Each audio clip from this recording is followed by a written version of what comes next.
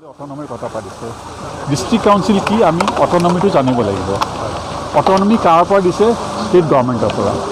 আৰু যিটো constitution provision আছে তাৰ মতে ডাইৰেক্টলি তাত কৈছে যে গভৰ্ণৰক দিব লাগে এতিয়া ৰুলছ বনাইছে যে ডিষ্ট্ৰিক্ট মেজিষ্ট্ৰেটৰ থ্ৰু দি গভৰ্ণৰক দিব লাগে মোৰ মতে ডিষ্ট্ৰিক্ট মেজিষ্ট্ৰেটৰ থ্ৰু দি যাব নালাগে গভৰ্ণৰক দিব লাগে গভৰ্ণৰে কেবিনেট মিনিষ্টাৰক কনচাল্ট কৰিব তাৰপিছত তেওঁ নিজৰ মতে যিটো ভাল ভাবে সেইটো কৰিব যে আৰু যদি গভৰ্ণৰে সেইটো নকৰে আপুনি এটা কথা কৈছে যে প্ৰেচিডেণ্টলৈ পঠাব পাৰি ন সেইটো এটা বেলেগ কথা ধৰক কনষ্টিটিউশ্যন স্কিম আছে কিছুমান ছাবজেক্ট ষ্টেট ছাবজেক্ট থাকে সেইবোৰ থাকিলে গভৰ্ণৰে নিজে কৰিব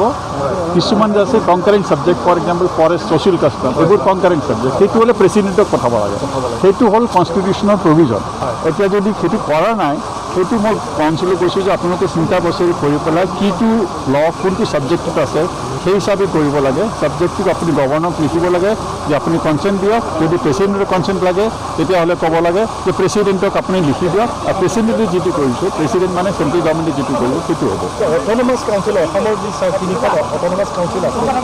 কেনেকুৱা ক্ষমতা দিছে বুলি আপুনি ভাবে কিমান ক্ষমতা এই ক্ষমতাখিনিৰ জৰিয়তে যথেষ্ট ক্ষমতা দিছে ৰেগুলেট কৰিবৰ কাৰণে যিবোৰ ডে টু ডে ছাবজেক্ট লাগে যথেষ্ট ক্ষমতা দিছে সেই ক্ষমতাবোৰ অলপমান বটলনেক আছে মানে মাজে মাজে ক'ৰবাত গোটেইটো পানীটো মই এক্সাম্পল দিছোঁ পানী আছে পানী খাব পৰা নাই আপুনি বন্ধ কৰি দিছে মাজতে সেই ৰাস্তাটো আপুনি মুকলি কৰি দিব কোনে বন্ধ কৰিছে সেইটো ৰুলছত আছে সেই ৰুলছখিনি চেলেঞ্জ কৰিব লাগিব এতিয়ালৈকে আমি ভাবি আছিলোঁ সেইটোৱে ৰাইট প্ৰভিজন অফ ল বাট মোৰ মতে সেইটো ৰাইট প্ৰভিজন নহয় সেইটো ডাইৰেক্টলি গভৰ্ণৰক ক'ব লাগে গভৰ্ণৰে যদি নকৰে তেতিয়াহ'লে কোৰ্টত যাব লাগিব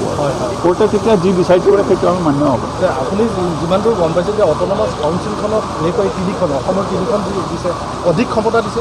যথেষ্ট ক্ষমতা আছে মোৰ মতে ক্ষমতা যথেষ্ট আছে সেইটোক ৰাইটলি এক্সাৰচাইজ কৰি পেলাই যদি ক'ৰবাত প্ৰব্লেম হয় ষ্টেট গভৰ্ণমেণ্টে যদি কোঅপাৰেট নকৰে সেইটো কাৰণে আপোনালোকে যেনে কোৰ্টত যাব লাগিব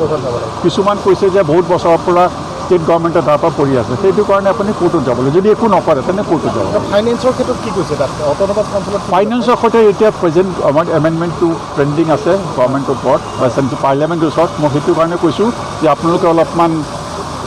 আই নট চে চিয়'ৰ বাখৰ আপোনালোকে অলপমান এক্সট্ৰিমলি কৈ পেলাই এক্সট্ৰিম নহয় আপুনি জোৰছে ক'ব লাগে যে এতিয়া পাৰ্লিয়ামেণ্টে বিল এটা দিছে এতিয়া পাৰ্লিয়ামেণ্টত ডিছকাছ হ'ব লাগে আপোনাৰ যিবোৰ এম পি আছে তেওঁলোকক কওক যে পাৰ্লিয়ামেণ্টে ডিছকাছ কৰি পেলাই সেইটো কৰিব লাগে যেতিয়ালৈকে ফাইনেন্সিয়েল অট'নমি নাহে আপুনি একো কৰিব নোৱাৰে আপোনাৰ তাত পাৱাৰ থাকিলেও তেতিয়ালৈকে ফাইনেন্সিয়েল অট'নমি নাহে ফাইনেন্সিয়েল অট'নমি আহিব চেণ্ট্ৰেল গভৰ্ণমেণ্টৰ ফাণ্ডবোৰ আপুনি ডাইৰেক্ট আহিব থেংক ইউ পাৰ্লিয়ামেণ্টে কৈছে ষ্টেণ্ডিং কমিটি কৰিছে you can many people can say violated or not but I don't think personally that is being violated six চিডিউলৰ মতেহে কৰিছে চৰি